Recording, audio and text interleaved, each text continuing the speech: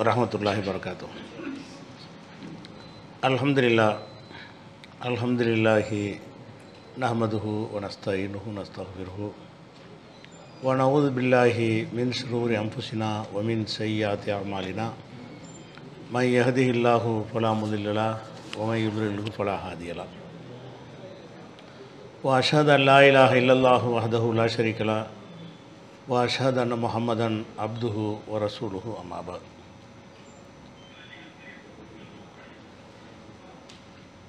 அன்பிற்குரிய சகோதர சகோதரிகளே, புனிதமிக்க ரமலானின் 6வது நாளில் ஜக்காத்து குறித்த இந்த தொடர் உரையை நம்ம பார்த்து வருகிறோம். நேற்றைய தினம் ஒரு பொருளுக்கு ஜக்காத்து கொடுத்து விட்டால் மீண்டும் அதற்கு கொடுக்க வேண்டும் என்ற கருத்தில் உள்ளவர்களுக்கு நேரடியாக எந்த ஒரு ஆதாரமுமே இல்லை. ஆனால் ஆதாரமாக இல்லாத சில விஷயங்களை ஆதாரம் போல காட்டுகிறார்கள். அதுவும் பலவீனமான செய்தியாக இருக்கிறது என்ற விவரங்களில் நேற்றைய தினம் அப்பாஸ் ரலியல்லாஹு அன்ஹு சம்பந்தமாக ஒரு செய்தியை பார்த்தோம். அது அப்பாஸ் ரலியல்லாஹு அன்ஹு ஜக்காத் கேட்க போகும் பொழுது அவர் ஜக்காத் கொடுக்கலை. ரசூலுல்லாஹ்ட்ட வந்து உமர் ரலியல்லாஹு அன்ஹு முறையிடுறாங்க. அப்போ ரசூலுல்லாஹ் என்ன சொல்கிறாங்கன்னு கேட்டால், 2 வருஷம் ஜக்காத் அவர் முன்னாடியே வாங்கியாச்சு, அதனால் நீ அவர்கிட்ட போய் ஜக்காத்து கேட்டிருக்க வேண்டியது இல்லையேன்னு சொல்லி நியாயப்படுத்துகிறான். இதுதான் அந்த செய்தி. இந்த செய்தியில் பல கோளாறுகள் இருக்கிறதை நம்ம நேற்றைய தினமே விளக்கிட்டோம். அடுத்த வருஷத்து ஜக்காத்தை எப்படி வாங்க முடியும்? அது கணக்கு போட்டு வாங்கணும். அட்வான்ஸ் தொகையாக கொடுத்து வைக்கலாம், கொடுத்து வச்சு அப்புறம் கணக்கு பார்த்து என்ன செய்யலாம், கழிக்கணும். அப்படி எதுவும் இங்கே நடந்தது கிடையாது. அந்த ஜக்காத்தை முழுசாக வாங்கிட்டோம்னு ரசூலுல்லாஹ் சொல்கிறாங்க. இன்னும் சொல்ல போனால் அந்த பதில் அப்பாஸ் தான் சொல்லியிருப்பார். அப்படி இருந்தால் ஜக்காத்து கேட்டு போனால் நான் தான் போன வருஷமாக கொடுத்துட்டேனே அப்படின்னு அவர் தான் சொல்லியிருப்பார். அவர் ஒன்றுமே சொல்லலை. அவர் சொல்லாதனால தான் இந்த புகாரை வருகிறது. அப்போ இந்த சம்பவம் வந்து ஒரு நெருடலாக இருக்கிறது என்பதை நம்ம பார்க்குறோம். அது போக என்னோடய அறிவிப்பாளர் வரிசையிலையும் கோளாறு இருக்கிறது. அந்த விஷயத்தை பார்த்துட்டு நம்ம என்ன செய்வோம், அடுத்தடுத்த ஹதீஸ் போவோம். முதலாவது ஹதீஸ் என்னென்னு கேட்டால், தாரகுத்னியில் இந்த ஹதீஸ் இருக்கிறது. இது அறிவிக்கக்கூடிய ஆள் வந்து தல்ஹாங்கிறவங்க முதல்ல ரசூலுல்லாஹ்ட்டிருந்து அறிவிக்கிறாங்க. ரசூலுல்லாஹ் சொன்னதாக, தல்ஹா சொன்னதாக அவருடைய மகன் மூசா அறிவிக்கிறார். மூசா சொன்னதாக ஹக்கம் என்பவர் அறிவிக்கிறார். ஹக்கம் என்பவர் சொன்னதாக அறிவிப்பவர் வந்து ஹசன் பின் உமாரா, 4வது ஆளாக ஹசன் பின் உமாராங்கிற ஒரு ஆள் அறிவிக்கிறார். இவர் அந்த ஹசன் பின் உமாராங்கிற ஒரு அறிவிப்பாளர் வந்து நம்பகமான ஒரு அறிவிப்பாளர் கிடையாது. ஷோபாங்கிற ஒரு அறிஞர் சொல்கிறாரு, இவர்கிட்ட நான் ஒரு 70 ஹதீஸ் கேட்டிருக்கிறேன். இந்த ஹசன் பின் உமாரா என்பவர்கிட்ட 70 ஹதீஸ் அவர் வழியாக நான் வந்து கேட்டிருக்கிறேன். 70மே ஆதாரமற்றதாக இருக்குது. செக் பண்ணி பார்த்தா 70லையுமே அவர் தப்பாக சொல்லியிருக்கிறாரு, எதுக்குமே அடிப்படை கிடையாது, அவராக சொல்கிறாருன்னு சொல்லி அந்த ஷோபா அவர்கள் இதெல்லாம் தகுதீபில் இவரை பற்றின விமர்சனம் அதில் வருகிறது. அதே மாதிரி வந்து ஜரீர் இப்னு ஹாசிம் அவங்க சொல்கிறாங்க, அவங்கள்ட்ட போய் ஷோபா சொல்கிறாரு, நீ போய் ஜரீர் இப்னு ஹாசிம் என்பவர்கிட்ட போ. அவர் வந்து இந்த ஹசன் பின் உமாராட்ட வந்து படிக்கிறதுக்காக போகிறார். அவர்கிட்ட எந்த ஒரு செய்தியும் படிக்க வேணான்னு சொல்லிவிடு, அவர்கிட்ட வந்து எதையும் அறிவிச்சிட வேணான்னு சொல்லிடு. ஏனென்றால் இன்னும் எக்கு தீப்பு, அவர் பொய் சொல்லுவார். நீங்கள் மார்க்கம்னு படிக்க போவீங்க, அவர் பொய்யை சொல்லி தருவார். அதனால் அவர்கிட்ட போக வேண்டாம் என்று ஷோபா அவர்கள் ஒருவருக்கு எச்சரிக்கை பண்ணி அனுப்புகிறாங்க. அதுக்கு காரணம் என்னென்னு கேட்டால், ஒரு மறதி, ஒரு தவறு, அந்த காரணத்தை கூட சொல்லலை, பொய் சொல்வார். அப்போ பொய் சொல்வார்னா ரசூலுல்லாஹ் பேர்லேயும் பொய் சொல்வார்ல, பொய் சொல்பவராக அறியப்பட்ட ஒருத்தட்ட போய் நீங்கள் படிக்கிறேன்னு சொல்கிறாங்க. அவர் வழியாகத்தான் இந்த ஹதீஸ் வருது. எந்த ஹதீஸு? அப்பாஸுடைய ஜக்காத்தை 2 வருஷத்துக்கே நாங்கள் வாங்கிட்டோம் என்ற ஹதீஸ் வந்து அவர் வழியாகத்தான் வருகிறது. அதே மாதிரி வந்து ஷோபாட்டை அவர் திருப்பி கேட்குறாரு, இவர் பொய் சொல்வாருங்கிறதுக்கு என்ன ஆதாரம் வச்சுருக்கிறீங்கன்னு அவர் திருப்பி கேட்குறாரு. அவர் என்ன சொல்கிறாருன்னா, இவர் ஹக்கம் மொழியாக நிறைய அறிவிச்சிருக்கிறாரு, அதில் ஒன்றுக்கு கூட ஒரு அடிப்படை கிடையாது, நீ செக் பண்ணி பார்த்தா அவனுக்கு தெரியும், அவர் போய் தான் சொல்கிறாரு அப்படிங்கிறாங்க. அகமது இமாம் சொல்கிறாங்க, மத்ரூக்குல் ஹதீஸ், இவரோட ஹதீஸ் வந்து விடப்பட்டு விட்டது, எடுத்துக்கொள்ள மாட்டாங்க, பொய் என்று சந்தேகிக்கப்பட்டதுன்னு அவர் சொல்கிறார். அதே மாதிரி அதே அகமது பின் ஹம்பல் சொன்னதாக கானலு ஹவன், அவருக்கு கொஞ்சம் உலக ஆசை கொஞ்சம் இருந்தது. அதுக்கு தகுந்த மாதிரி பேசுவாங்க சில ஆளுக்கு. உலக ஆசைக்காக என்ன செய்ய புது புது செய்திகளை கற்பனை பண்ணி பேசுவாங்கள்ல, அந்த உலக ஆசை உள்ளவராக இருந்தார். மேலும் காண முன்கரல் ஹதீஸ், ஹதீஸில் வந்து வெறுக்கத்தக்க ஹதீஸுகளை எல்லாம் அறிவிச்சிருக்கிறாரு. வஹாதீஸு மௌதுஅத்துன், அவருடைய ஹதீஸில் எல்லாமே இட்டுக்கட்டப்பட்டதாக இருக்குது. அதை அவராக தயாரிக்கிறாள். ஹதீஸ் இட்டுக்கட்டப்பட்ட அர்த்தம்னு கேட்டால் இந்த யாருமே சொல்லியிருக்க மாட்டாங்க. ஹக்கம் சொன்னான்னு அவராக உண்டாக்கிடுவார், அவருக்கு மூசா சொன்னார்னு அவராக உண்டாக்கிடுவார், தல்ஹா சொன்னார்னு அவராக பேருகிற எல்லாத்தையும் உண்டாக்கி என்ன செய்வார், உண்டாக்கி சொல்கிறாள் இவர். அவர் ஒரு தயாரிப்பாளர் தானே தவிர இவர் ஹதீஸ் அறிவிப்பாளர் இல்லை. அதனால் வஹாதீஸு மௌதுஅத்துன், இவர் அறிவிக்கிற ஹதீஸுகள் எல்லாம் இட்டுக்கட்டப்பட்டது. லா யுக்குத்தபு ஹதீஸு, இதை பதிவு கூட செஞ்சு வைக்கக்கூடாது. இவர் எழுதின ஹதீஸுகள் செய்யக்கூடாது, பதிவு கூட செய்யக்கூடாது என்று அகமது இமாம் சொல்லிட்டு மேலும் சொல்கிறாங்க லைசபி ஷையின், இவர் எந்த கணக்கிலையும் இவரை கொள்ளக்கூடாது அப்படிங்கிறாங்க. இப்னு மொயின் என்ன சொல்கிறாங்கன்னா இதே மாதிரி தான் லா யுக்தபு ஹதீஸுஹு, இவரோட ஹதீஸை எழுதக்கூடாது, இவருடைய ஹதீஸ் கணக்கில் வராதுன்னு அகமது இமாம் சொல்கிற மாதிரியே இப்னு மொயின்கிற ஒரு அறிஞர் சொல்கிறார். அப்போ அதே மாதிரி இப்னுல் மதீனி அவங்கள்ட்ட கேட்குறாங்க, அவர்கிட்ட செய்தி எடுத்துக்கலாமாண்டு. அவர் நிறைய பிழை விடுவார், எடுத்துக்கிடக்கூடாதுன்னு. பிழைன்னா என்ன பிழைன்னா இட்டுக்கட்டுவாருங்கிறாரு. அவர் நிறைய பிழை விடுவாருங்கிறாரு, மென்மையாக சொல்கிறாரு. பிழை விடுவார், அதனால் எடுத்துக்கூடாது. பிழைன்னா என்ன பிழைன்னு கேட்குறாரு. அதுக்கு அவர் என்ன காண இலவு இட்டு கட்டுவார், அதான் பிழை. அப்போ சொந்தமாக தயாரிப்பார், ஹதீஸை வந்து சுயமாக தயாரித்து சொல்லக்கூடிய ஒரு ஆள் என்று வருகிறது. அதே மாதிரி வந்து அபு ஹாத்திம், முஸ்லீம், நசை, தாரகுத்னி 4 பேரும் சொல்கிறாங்க மத்ரூக்குல் ஹதீஸ், இவரோட ஹதீஸில் விடப்பட்டு விடும், எடுக்கப்படக்கூடாது அப்படிங்கிறாங்க. சாஜிங்கிற ஒரு அறிஞர் சொல்கிறாரு லைஃபுன் மத்ரூக்குன், இவர் பலவீனமானவர், இவர் ஹதீஸில் விடப்பட்டு விடும். அஜ்மா அஹ்லுல் ஹதீஸ் அலா தர்கி ஹதீஸி, இவருடைய ஹதீஸை விட்டுவிட வேண்டும் என்று ஹதீஸ் கலை அறிஞர்கள் ஏகமானதாக முடிவு செஞ்சுட்டாங்க. யாருமே சொல்ல மாட்டாங்க, இவர் பேரை சொன்னோன்னு விட்டுருவாங்க, இது ஹதீஸே கிடையாதுன்றாங்க. அந்த மாதிரியான ஒரு ஆள் வழியாகத்தான் வந்திருக்கிறது. அதே மாதிரி ஜவுசஜானிங்கிற அறிஞர் சொல்கிறாரு சாக்கித்துன், இவர் விழுந்தவர்னா பலவீனருக்கு சொல்லுவாங்க, இவர் விழுந்து போன ஆள்.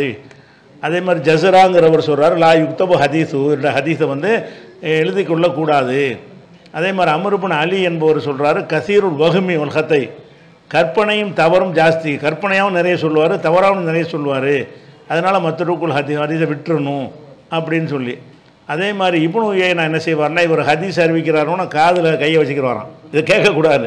அவர் அறிவிக்கிற ஹதீஸ் நம்ம காதில் இதுக்கு விழுந்து காதில் கையை வைத்துக் கொள்வார்னா வருகிறது. அந்தளவுக்கு இவர் நினைஞ்சிருக்காங்க, அன்றைக்கு வந்து இவரை வெறுத்துருக்குறாங்க எல்லாரும். இப்னு சஅத் சொல்கிறாரு கான லைஃபன் பில் ஹதீஸ், ஹதீஸ் கலையில் ஒரு பலவீனமானவராக இருந்தார்னு அவரும் சொல்கிறார். அதே மாதிரி யாக்கூப் என்பவர் வந்து யாருடைய ஹதீஸெல்லாம் புறக்கணிக்கணும்னு ஒரு லிஸ்ட்டு போட்டு புக் எழுதியிருக்கிறார். அந்த பட்டியல் இவரும் வர்றார், யாரையெல்லாம் நாம் புறக்கணிக்க வேண்டும் அப்படின்னு ஒரு பட்டியல் போட்டிருக்கிறாரு.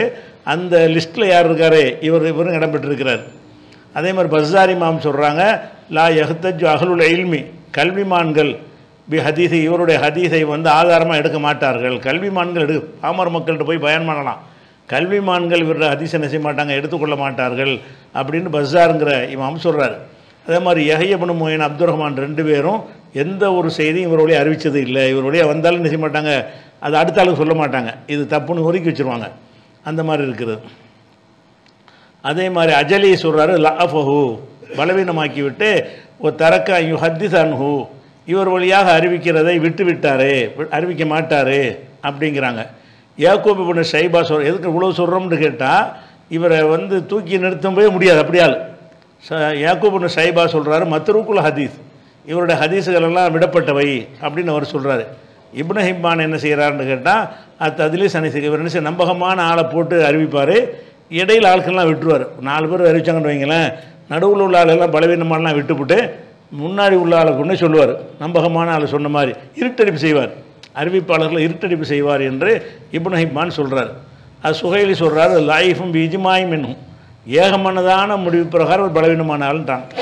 அப்போ அப்பாஸுடைய ஜக்காத்தை 2 வருஷம் வாங்கினதுங்கிற ஹதீஸை வைத்து கொண்டு ஒரு பொருளுக்கு மறுபடியும் ஜக்காத்து கொடுக்கணும்னு சொல்கிறாங்கல்ல, இது ஆதாரம் காட்டுறாங்க. அந்த கருத்து முதல்ல தராது, நல்லா விளைக்கணும். 2 வருஷம் ஜக்காத்தை வாங்கினாலும் அந்த வருஷத்து ஜக்காத்து அந்த வருஷத்துக்கு வாங்கியிருப்பாங்க, அடுத்த வருஷத்துக்கு உள்ள ஜக்காத்து அடுத்தது வாங்கிப்பாங்களே தவிர அதே பொருளுக்கு 2 தடவை வாங்கணும்னு வரவே வராது.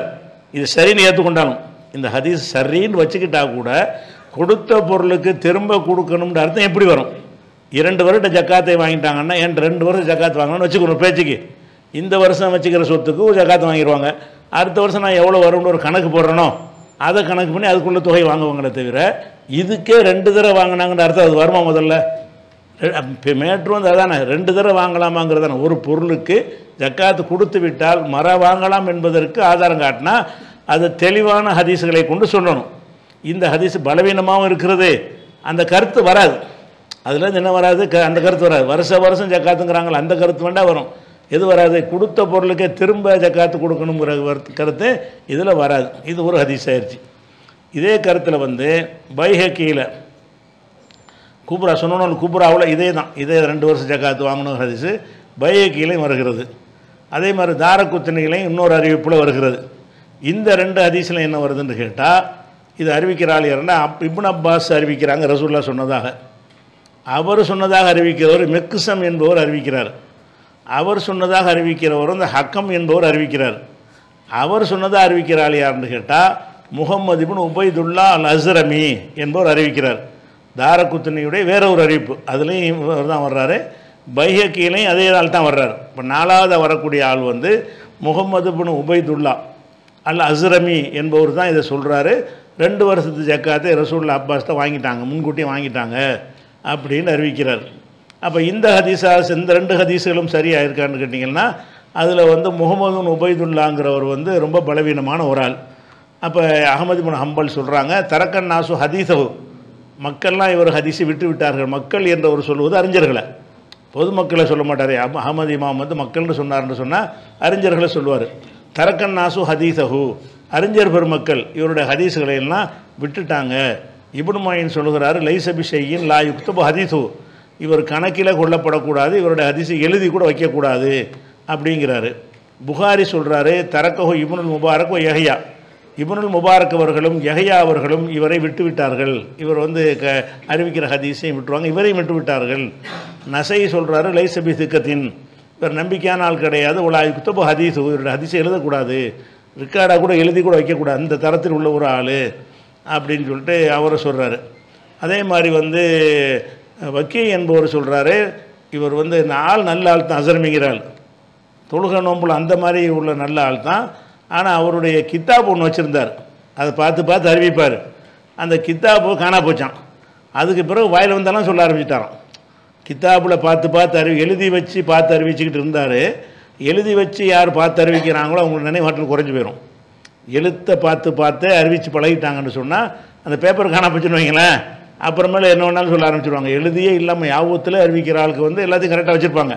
இவர் ஏட்டிலேருந்து எழுதிக்கிட்டு இருந்தார், அது தொலைஞ்சு போன உடனே இவர் வாயில் வந்தெல்லாம் அறிக்கை நிறைய தவறான செய்திகள்லாம் அதனால் வந்துருச்சு.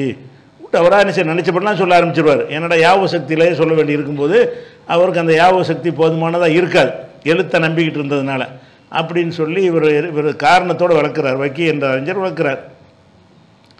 அதுக்கப்புறம் வந்து இன்னொரு விஷயம் என்ன செய்கிறாருன்னா, அந்த அஸ்ரமி அப்படிங்கிற ஆள்கிட்ட கத்தான்கிற அறிஞர் என்ன செய்கிறாருன்னு கேட்டால் அவருடைய நினைவாற்றலை சோதிப்பதற்காக வேண்டி இவரும் அறிஞ்சிருக்கிற சில ஹதீஸை சொல்லி இதனோட அறிவிப்பாளர் வரிசையை சொல்லுன்னு கேட்பாரான்.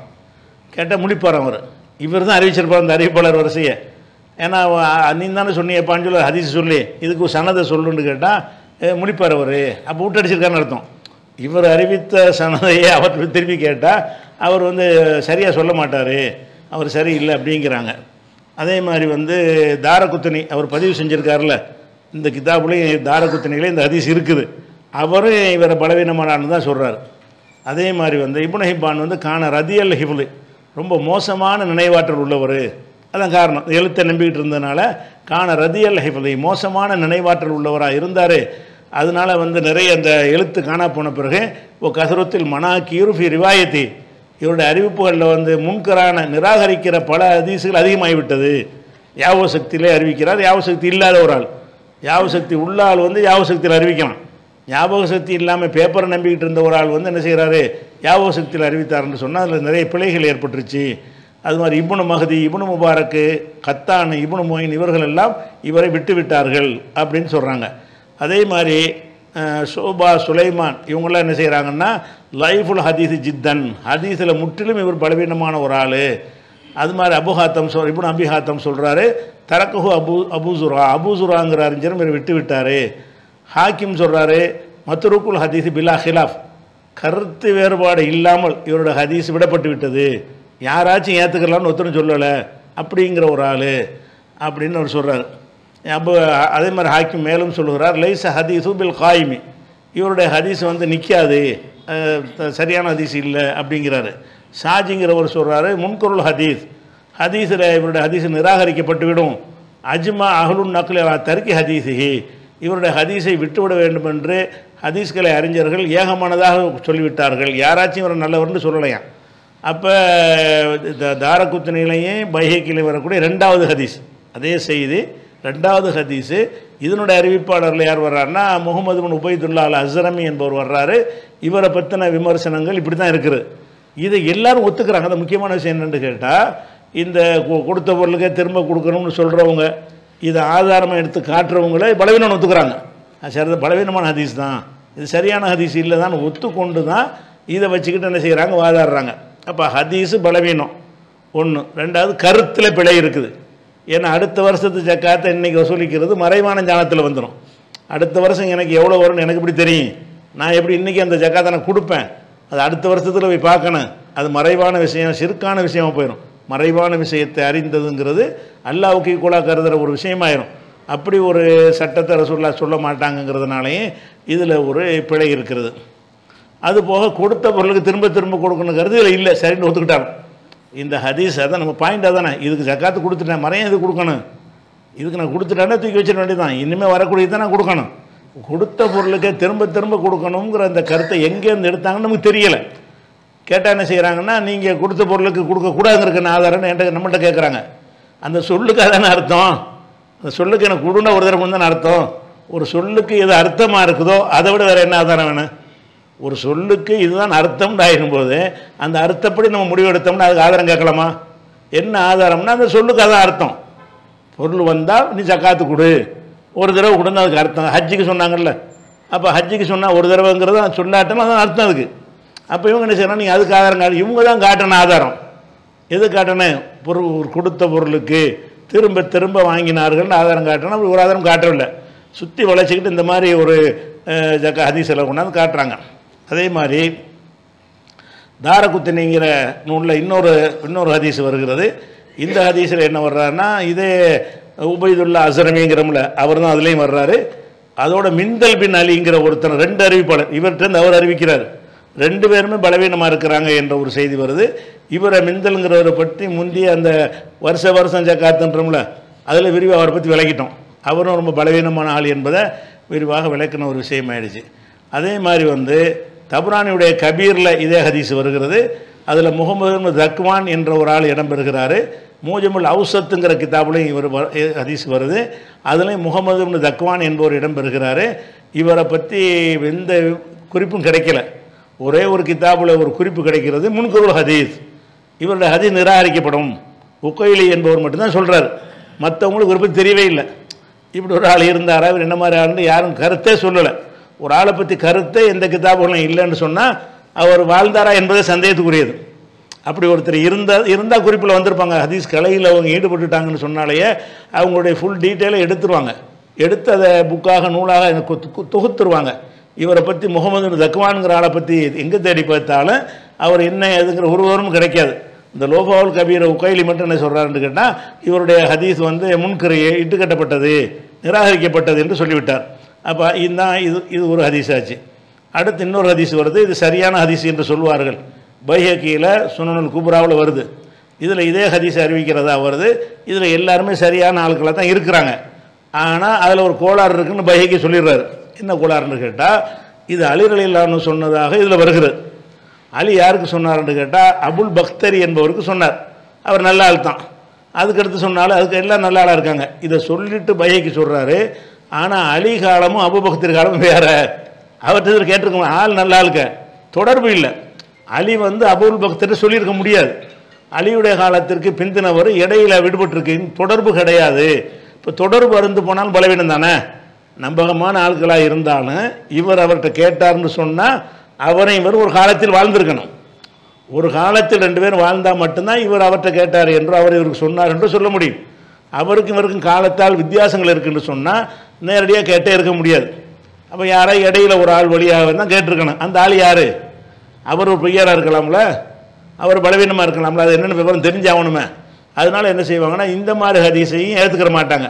இதை காரணம் காட்டி இது அறிவிப்பாளர்கள் சரி என்று சொன்னாலும் கூட இது சரியில்லைன்னு சொல்லி பைஹைக்கு அந்த ஹதீஸு கீழே இந்த ஹதீஸு கீழே சொல்றார் ஃபீஹாதா இர்சாலுன் பைன் அபில் பக்தரி வாலியின், அபுல் பக்தரிக்கும் அலிக்கும் இடையில் இங்கே தொடர்பு அறந்து போன நிலைமை இருக்கிறது. அவங்களுக்குள்ள எந்த ஒரு சந்திப்பும் கிடையாது, ஒரு காலத்தில் உள்ளவங்க கிடையாது. அப்படிங்கிறதுனால இதுவும் பலவீனமாயிடுது. அப்போ எல்லாமே பலவீனமாக போயிடுச்சு. அடுத்ததாக வந்து இன்னொரு ஹதீஸ் வந்து தாரகுத்தினில் வருது வேறு அறிவிப்பாளர் வழியாக. அது யார் சொல்கிறேன்னா அபூ ராஃபி ரசூலுல்லாஹ் சொன்னதாக அபூ ராஃபி சொல்கிறாரு. அபூ ராஃபி சொன்னதாக சுலைமான் என்பவர் சொல்கிறாரு. சுலைமான் சொன்னதாக இஸ்மாயில் பின் முஸ்லிம் அல் மக்கி என்பவர் சொல்கிறாரு. இவரை வந்து ஹதீஸ்கள்லாம் நிராகரிக்கப்பட்டது என்று சொல்லி யஹ்யா அப்துல் ரஹ்மான் அவங்கெல்லாம் சொல்கிறாங்க. யஹ்யா கத்தான் என்ன செய்கிறாருன்னு கேட்டால் இவர் ஹதீஸை குழப்பி அறிவிப்பார். ஒரு ஹதீஸை 3 வகை அறிவிப்பார். இன்னைக்கு காலையில் கேட்டால் ஒரு விதமாக அறிவிப்பார், மத்தியானம் போய் கேட்டோம்னா அதை வேறு மாதிரி சொல்லுவார், சாயந்தரம் கேட்டோம்னா வேறு ஒரு ஹதீஸை 3 விதமாக சொல்கிறார் அவர். அப்போ சொந்தமாக அறிவிக்கிறார். மனப்பாடம் பண்ணி அறிவித்து அப்படி தான் வரும். ஒரு ஆராய்ச்சி பண்ணி கண்டுபிடிச்சி பண்ண செய்திகள் முன்ன பின்ன சொல்லலாம். ஒரு செய்தியை ரசூலுல்லாஹ் சம்மந்தப்பட்ட செய்தியை சொல்வது மனப்பாடத்தில் தான் சொல்லணும், எப்படி வந்துச்சோ அப்படி தான் சொல்லணும். அதையே 3 விதமாக அறிவிப்பார்னு சொல்லி என்ன செய்கிறாருன்னா யஹ்யா கத்தான்கிற அறிஞர் சொல்கிறாரு. அதே மாதிரி இஸ்மாயில் என்பவர் வந்து யுக்திவ் நிறைய தப்பு செய்வார். இதை இப்னு உயைனா சொல்கிறார். அஸ்அலு அனில் ஹதீஸ், ஒரு ஹதீஸை பற்றி நான் அவர்கிட்ட விவரம் கேட்குவேன். பொமாக்கான எதிரி செய்யா, அவன் எதையுமே அறிந்திருக்க மாட்டார், அதை பற்றி அவருக்கு ரிப்ளை சொல்ல தெரியாது அப்படிங்கிறாங்க. அகமது இமாம் சொல்கிறாங்க முன்குருள் ஹதீஸ், இவருடைய ஹதீஸில் நிராகரிக்கப்படும்ங்கிறாங்க. சமுராங்கிறவங்க சொல்கிறாங்க அஹாதீஸ் மனாக்கீர், முன்கரான நிராகரிக்கப்பட்ட ஹதீஸில் இவர் அறிவித்திருக்கிறாருங்கிறாங்க. இப்னு மயின் சொல்கிறாங்க லைசபி ஷையின், இவர் கணக்கில் வரமாட்டாருங்கிறாங்க. இப்னுல் மதீனி சொல்கிறாங்க லாய் குத்தபு ஹதீஸ், இவருடைய ஹதீஸை எழுதக்கூடாதுங்கிறாங்க. ஃபல்லாஸ் சொல்கிறாரு கான லைஃபன் ஃபில் ஹதீஸி, ஹதீஸில் ரொம்ப வந்து பலவீனமானவராக இருந்தார் அப்படின்னு சொல்கிறாரு. ஜவுசஜானி சொல்கிறாரு வாஹின் ஜித்தன், ரொம்ப பலவீனமான ஒரு ஆள் அப்படிங்கிறாங்க. அபூ சுரா சொல்கிறாங்க இவங்களாம் மேதைகள், ஹதீஸ் கலையிலே மேதைகள், அவங்களாம் விமர்சிக்கிறாங்க லைஃபுல் ஹதீஸ், ஹதீஸில் பலவீனமானவருங்கிறாங்க. அபூ ஹாத்தம் சொல்கிறாரு லைஃபுல் ஹதீஸ் முக்தலைத்தும், ஹதீஸ்லையும் பலவீனமானார், மூளை குழம்பி போன ஆள், அவர் குழம்பி போன ஒரு ஆளுன்னு வேறு என்ன செய்கிறாங்க அது சொல்கிறாங்க. அதே மாதிரி புகாரி சொல்கிறாரு தரக்கஹு யஹ்யா இப்னு மஹதி தரக்கஹு இப்னுல் முபாரக், யஹ்யா இப்னு மஹதி இப்னுல் முபாரக் 3 பேருமே இவரை விட்டு விட்டார்கள் என்று புகாரி சொல்கிறார். இந்த 3 அறிஞர்களுமே இவரை கணக்கில் எடுத்துக்கொள்ளலை அப்படின்னு புகாரி சொல்லியிருக்கிறார். நசை சொல்கிறாரு மத்ருக்குல் ஹதீஸ், இவருடைய ஹதீஸுகள்லாம் விடப்பட்டு விட வேண்டும் அப்படிங்கிறாரு. இப்னு ஹதீஸ் சொல்கிறாரு அஹாதீது கைர் மஹ்பூலத்தின், இவருடைய ஹதீஸ்கள் எதுவுமே வந்து பாதுகாக்கப்பட்டவை கிடையாது அப்படின்னு சொல்லிடுறாரு. அது இப்னு ஹிப்பான் இதே மாதிரி தான் சொல்கிறாரு. எல்வீர் மனாக்கீர முன்கரான நிராகரிக்கப்படுற ஹதீஸ்கள்லாம் அறிவிப்பாருங்கிறார். அதே மாதிரி அபு அலி ஹாஃபில் அவர் சொல்கிறாரு லைஃபுன் பலவீனமானார். இப்னு ஹுசைமா என்ன செய்கிறாருன்னா இவருடைய சில ஹதீஸ்கள் அறிவிச்சிட்டார். பிறகு தெரிஞ்ச பிறகு நான் அவருடைய உறவிலிருந்து நான் விலகி கொடுக்குறேன்கிறார். நான் சில முன்னப்பின்னு அறிவிச்சிருக்கிறேன் நம்பி, பிறகு தகவல்லாம் கிடைச்சிருச்சு, இனிமேல் நான் அவர்கிட்ட அறிவிக்க மாட்டேன், நான் அதுலேருந்து விலகி கொள்கிறேன். இப்னு ஹுசைமா வந்து இவரிடமிருந்து நான் விலகி கொள்கிறேன்டான்னு நடத்தான். பழைய அறிவிப்புல என் கித்தாப்புல காட்டிவிடாதியே, நான் அவரை தெரியாத காலத்தில் அறிவிச்சு விட்டேன்னு அவர் வாபஸ் வாங்குறார். பஸார் சொல்கிறார் லைசபில் கவி, இவர் வலுவான ஆள் கிடையாது அப்படிங்கிறாரு. அதே மாதிரி ஃபசவி என்பவர் என்ன செய்கிறாருன்னா யாரையெல்லாம் புறக்கணிக்கணுங்கிற ஒரு புஸ்தகம் எழுதியிருக்கிறார், அதில் இவர் பேரையும் இடம்பெற செஞ்சிருக்கிறார். ஹாக்கிம் சொல்கிறாரு லைசபில் கவி இந்தகும், அறிஞர்கிட்ட இவர் பலவீனமான ஆள் கிடையாது அப்படிங்கிறாங்க. உக்கைலி தௌலாபி சாஜி இப்னுல் ஜாரூது இன்னும் பலரும் பலவீனர்கள்ங்கிற பேரில் கித்தாப் எழுதியிருக்கிறாங்க. இவங்கெல்லாம் வந்து பலவீனர்கள்னு பல கித்தாப் ஒவ்வொருத்தரும் எழுதியிருக்காங்க. உக்கைலி தனியாக எழுதியிருக்கிறார், தௌலாபி எழுதியிருக்கிறார், சாஜி எழுதியிருக்கிறார், இப்னு ஜாரூத் எழுதியிருக்கிறார். பலவீனமானவர் யாருன்னு 4 பேர் கித்தாப்னு இந்த ஆள் பேர் வரும். 4 பேருடைய கித்தாபில் என்ன இருக்குது, பலவீனமானவர் பட்டியலில் இவருடைய பேர் இடம்பெறும். அப்படி போல விஷயம் இருக்குது. அப்போ இந்த ஹதீஸை வைத்துக்கொண்டு பலவீனமான ஹதீஸ்ன்னு வந்த பிறகு இதை வைத்துக்கொண்டு கொடுத்த பொருளுக்கு திரும்ப ஜக்காத்து கொடுக்கணும்னு சொல்ல முடியுமா? முடியாது. சரி என்று வைத்து கொண்டாலும் அந்த கருத்தை தரவில்லை. ஆனால் இதே சம்பவம் முஸ்லீம்லையும் புகாரிலையும் வேறு மாதிரி வருது. அதாவது உமர் ரலியல்லாஹு அன்ஹு ரசூலுல்லாஹ் ஜக்காத்துக்கு அனுப்பி வைக்கிறாங்க. யார்கிட்ட? அப்பாஸிட்ட வசூல் பண்ணுற. அதான் சம்பவம். அப்பாஸிடத்தில் வந்து ஜக்காத்தை வசூலிப்பதற்கு உமர் ரலியல்லாஹு அன்ஹுவை ரசூலுல்லாஹ் அனுப்புனாங்க. அவர் கேட்கும்போது கொடுக்க மறுத்துட்டார். மறுத்தவொன்னே ரசூலுல்லாஹ்ட்ட வந்து சொன்னோன்னு என்ன செய்கிறாங்க, அது போன வருஷமே சேர்த்து வாங்கியாச்சுப்பா, சென்ற வருஷமே நினைச்சிட்டார், இந்த வருஷத்து ஜக்காத்தையும் சேர்த்து அவர் தந்து விட்டார், போன வருஷமும் வாங்கியாச்சு இந்த வருஷம் ஜக்காத்தை அப்படிங்கிற ஒரு பதிலை சொல்லிடுறாங்க. அவரை குற்றமற்றவர் ஆக்குற மாதிரி வந்துடுது. ஆனால் இதே சம்பவத்தை வந்து அபூ ஹுரைரா அறிவிக்கிறாங்க. இது முஸ்லீமில் வருகிறது. ரசூல் ஸல்லல்லாஹு அலைஹி வஸல்லம் அவர்கள் உமர் ரலியல்லாஹு அனுப்புகிறாங்க. அனுப்பின உடனே 3 பேர்கிட்ட அனுப்புகிறாங்க. நிறைய பேர்கிட்ட அனுப்புகிறாங்க. இந்த 3 பேரும் கொஞ்சம் பிரச்சனை கிளப்பின ஆளுக்கு 3 பேர் நிறைய பேர்கிட்ட வசூல் பண்ண அனுப்பியிருப்பாங்க. போன ஆளுக்கெல்லாம் இந்த மூணு ஆளுக்கு மட்டும் என்ன செய்கிறாங்க, அந்த ஜக்காத்தை வந்து மறுத்துருக்குறாங்க. 3 ஆள் யாருன்னு கேட்டால் இப்னு ஜமீல்னு ஒரு ஆள், ஹாலித் இப்னுல் வலீத் ஒரு ஆள், அப்பாஸ் ஒரு ஆள். உமர் ரலியல்லாஹு போகிறாங்க, நிறைய பேர்ட்டு ஜக்காத் வசூல் பண்ணிட்டு வர்றாங்க. அப்பாஸ் தரமாட்டேன்ட்டாருங்கிறாங்க, ஹாலித் இப்னு வலீதும் தரமாட்டேன்ட்டாருங்கிறாங்க. உங்களை தரமாட்டேன்னு சொன்னால் என்ன அர்த்தம்னா அந்த அவங்க ஒரு காரணத்தை சொல்லியிருப்பாங்க, அது பின்னாடி அதில் விளங்குது. ரசூலுல்லாஹ் அதை விளக்கிடுவாங்க. இப்னு ஜமீல் என்பவரும் தரமாட்டேன்னு சொல்லிட்டாரு அப்படின்னு சொல்லிட்டு வந்து முறையிடுவார். உமர் ரலியல்லாஹு ரசூலுல்லாஹ் முறையிடுவார். அப்போ அப்பாஸுக்கு ரசூலுல்லாஹ் என்ன பதில் சொல்லுவாங்கன்னு கேட்டால், இந்த அப்பாஸ் வந்து என் குடும்பத்தை சேர்ந்தவர், என்னுடைய சித்தப்பா வந்து தகப்பன் இடத்துல உள்ள ஒரு ஆள், அதனால அவர் அந்த ஜக்காத்தையும் கொடுக்கணும், அது போன்ற இன்னொரு மடங்கு ஒரு பெனால்ட்டி போடுறேங்கிறாங்க. இதே சம்பவம் அங்கே வந்து 2 வருஷ ஜக்காத்தை வாங்கினதா சொல்கிறாங்க.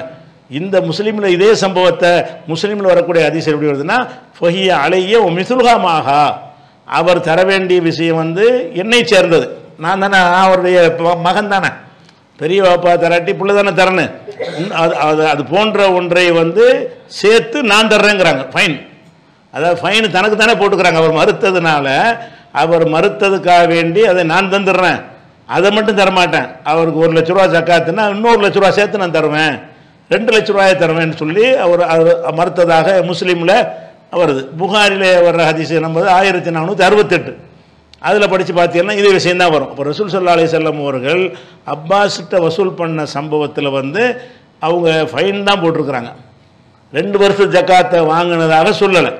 அவர் மறுத்திருக்கார்ல, சொந்தக்காரராக இருந்து மறுத்திருக்கார்ல, மறுத்தாரையானால் மறுத்ததுக்காக வேண்டி ஃபைன் போட்டிருக்கிறாங்க.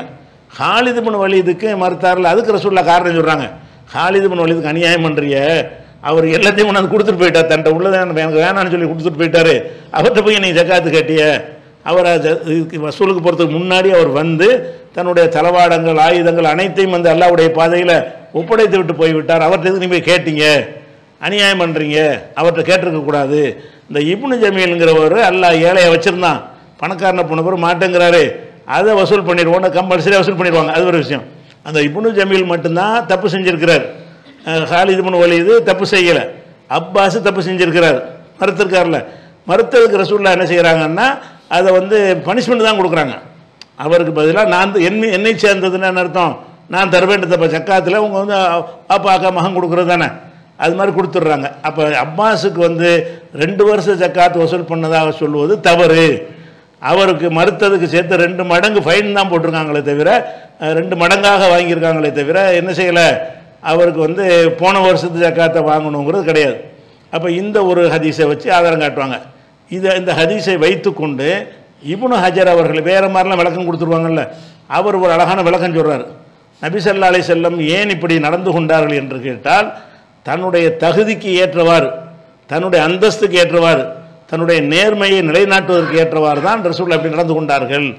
மற்றவன் தரலைன்னா ஜக்காத்து மட்டும் வாங்க, என் குடும்பத்தால் தரலைன்னா ஃபைன் போட்டுவாங்க, அது போன்ற ஒரு மடங்கை ஃபைன் போடுறதுங்கிறது கிடையாது.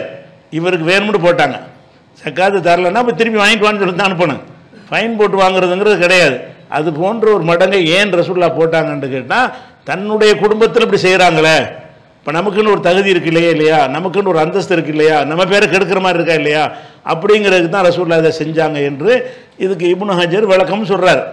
அதில் ஒரு விஷயம் என்னென்னு கேட்டால், இந்த சரியான ஹதீஸையும் எடுத்து போட்டுக்கிறாங்க, இதுக்கு மாற்றமாக உள்ளதையும் போட்டுக்கிறாங்க, அதுவும் சரி இதுவும் சரின்னு போயிட்டுருக்குறாங்க. ஒரு சம்பவம் தான் நடந்து, வருஷம் உமர்கிட்ட ஜக்காத்தை அனுப்பி போய் வசூல் பண்ண போகலை, அப்பாஸ்கிட்ட வசூல் பண்ண போகிறது ஒரு சம்பவம். ஒரு சம்பவத்தில் இது சரின்னா அதெல்லாம் பொய்யின்னாயிடுது, இதுதான் சரி என்றால் அது பொய்யின்னாயிடுது. 2வது அறிவிப்பாளர்கள்லாம் என்னவா இருக்கிறாங்க, பலவீனமாக இருக்கிறாங்க, அதில் எந்த அறிவிப்பாளருமே சரியில்லை. அப்படி இருக்கும் பொழுது இந்த ஹதீஸை வைத்துக்கொண்டு என்ன செய்கிறாங்கன்னு கேட்டால், 2 வருஷம் ஜக்காத்தை வாங்கினாங்க, அதனால் கொடுத்த பொருளுக்கு திரும்ப கொடுக்கணும்னு சுற்றிக்கிட்டு வர்றாங்க. அப்போ கொடுத்த பொருளுக்கு திரும்ப கொடுக்கணுங்கிற அர்த்தம் வராதுங்கன்னு ஞாபகமாக வச்சுக்கிறீங்க. 2 வருஷம் ஜக்காத்தை வாங்கினாங்கன்னு ஒத்துக்கொண்டாலும் கொடுத்த பொருளுக்கு இன்னொருக்கா கொடுங்கிறதுக்கு வரவே வராது.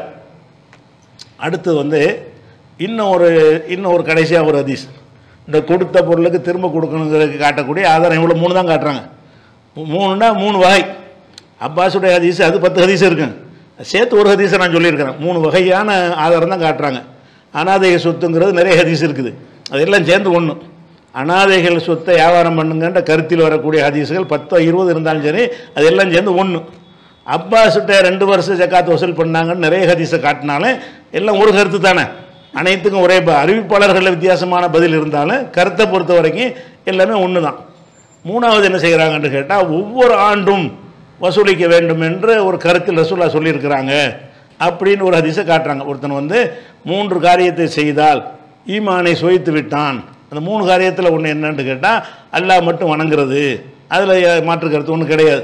2வது என்னன்னு கேட்டால் ஜக்காத்தை மனம் முவந்து அவன் என்ன செய்யணும்னு கேட்டால் அல்லாஹ்வுக்கு வருஷம் கொடுத்துடணும், ஜக்காத்தை மனம் வந்து ஒவ்வொரு வருஷமும் கொடுக்க வேண்டும் அப்படிங்கிற ஒரு கருத்தில் ஒரு ஹதீஸ் வருது. இந்த ஹதீஸ் எதுலாம் வருதுன்னு கேட்டால் அபூதாவுதில் வருது, அது மாதிரி பைஹ கீழே வருகிறது, அதே மாதிரி வந்து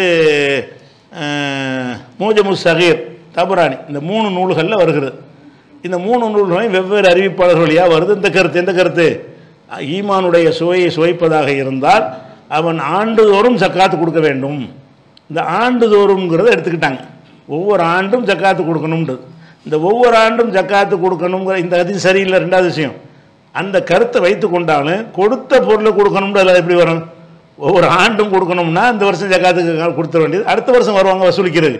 இந்த ஓராண்டு நிறைவடையணும்ன்ற கருத்து சொல்கிறாங்கல்ல, அந்த கருத்துக்கு வேண்டாலும் இது நிற்கும். ஆனால் இது பலவீனமானது. ஆனால் கொடுத்த பொருளுக்கு திருப்ப கொடுக்கணுங்கிற ஹதீஸ் கருத்தில் இப்படி வரும். ஆண்டுதோறும் ஜக்காத்து கொடுக்கணும், இந்த ஜனவரிக்கு ஜக்காத்து வாங்குவோம், அடுத்த ஜனவரிக்கு வருவோம், ஒன்றை எவ்வளோ கொடுக்காமல் இருக்குது அது கொடுத்ததுக்கே கொடுங்கிறது சொல்வதாக இருந்தால் தெளிவான வார்த்தைகளை கொண்டு காட்டணும். நீ கொடுத்து இருந்தாலும் கொடுத்ததுக்கு நீ திரும்ப தரணும். இன்னும் சொல்ல போனால் வேறு ஜக்காத்தையெல்லாம் நம்ம பார்க்கணும். விவசாயத்தில் அறுவடை செய்கிறான், அறுவடை செஞ்சோன்னு ஜக்காத்து கொடுத்துட்றான், அடுத்த வருஷம் போய் அதுக்கு ஜக்காத்தான் மர கேட்கலுமா, கேட்க வேண்டியலாம் முடிஞ்சாச்சு அப்படிங்கிறாங்க. அவங்களே சொல்கிறாங்க ஜக்காத்து ஒரு 100 மூட்டை நெல் வருது, ஜக்காத்து கொடுத்துவிட்டான், அடுத்த வருஷம் போய் போன வருஷம் 100 மூட்டை நெல் வந்துச்சுல அதுக்கு ஜக்காத் தாங்கன்னு கேட்கலாமான்னு அதை கேட்கக்கூடாது. ஒவ்வொரு பொருளுக்கு வர நீங்கள் வருஷம் கொடுக்கணுங்கிற இதுவும் ஒரு பொருள் தானே. அப்போ அதுக்கு இல்லைங்கிறாங்க, புதையலுக்கு இல்லைங்கிறாங்க, கனிமத்துக்கு இல்லைங்கிறாங்க. இது ஒன்றுக்கு மட்டும்தான் திருப்பி என்ன செய்கிறாங்க சொல்ல வர்றாங்கங்கிற பார்க்குறோம். அப்போ இந்த ஹதீஸை பொறுத்த வரைக்கும் ஒவ்வொரு ஆண்டும் கொடுக்கணும்னு சொல்கிறாங்கல்ல, இந்த ஹதீஸ் வந்து பைஹக்கியில் வர்ற ஹதீஸை எடுத்துக்கிடுவோம். இந்த பைஹக்கியில் வரக்கூடிய ஹதீஸை வந்து அம்ர் இப்னுல் ஹாரிஸ் என்பவர் அறிவிக்கிறார். 3லையுமே அவர் வருவார். அம்ர் இப்னுல் ஹாரிஸ் என்பவர் அறிவிக்கிறார். இந்த அம்ர் இப்னுல் ஹாரிஸுங்கிறத பற்றி தேடி பார்த்தாலும் ஒரே ஒரு வரி தான் அவரை பற்றி கிடைக்கிறது. ஹதீஸ் கலையில் அம்ர் இப்னு ஹாரிஸ் அறிவித்தார்னு சொல்கிறாங்க. ஒரு அறிவிப்பாளர் சரியான ஆளாக இருந்தார்னு சொன்னால் அவரை பற்றி ஒவ்வொரு அறிஞரும் குறிப்பிட்டுருவாங்க. இவர் அப்படி நல்லவர் கெட்டவர் புகழ்ந்தோ இகழ்ந்தோ குறை சொல்லியோ பாராட்டியோ ஏதாச்சும் ஒன்று பேசியிருப்பாங்க, அவரை பற்றி இருக்கும். பிறப்புல இருந்து இறந்த தேதி வரைக்கும் எல்லாம் சொல்லுவாங்க. ஒரு அறிவிப்பாளர்னு சொன்னால் அவருடைய சொந்த ஊர் எதே போனது வந்ததுக்கு என்னென்ன கிடைக்குதோ அது முழு வரலாறாக இருக்காது, தேவையான வரலாறுகள்லாம் இருக்கும். அப்படி ஒரு ஆளை பற்றி தகவல் கிடைக்கணும்.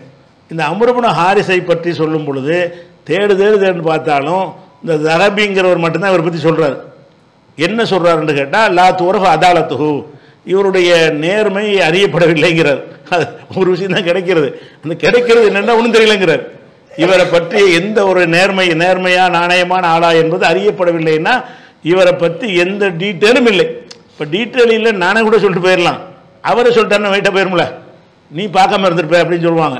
அப்போ அது எல்லாத்தையும் தேடக்கூடிய தஹபிங்கிற அறிஞர் என்ன செய்கிறாருன்னு கேட்டால் லா துரஃபு அதாலத்தும், அவருடைய நேர்மை அறியப்படவில்லை. நேர்மைன்னா அவர் நேர்மையான ஆளை நிரூபிக்கணும், அப்போ தான் அவருடைய அறிவிப்பை ஏற்றுக்கொள்வாங்க.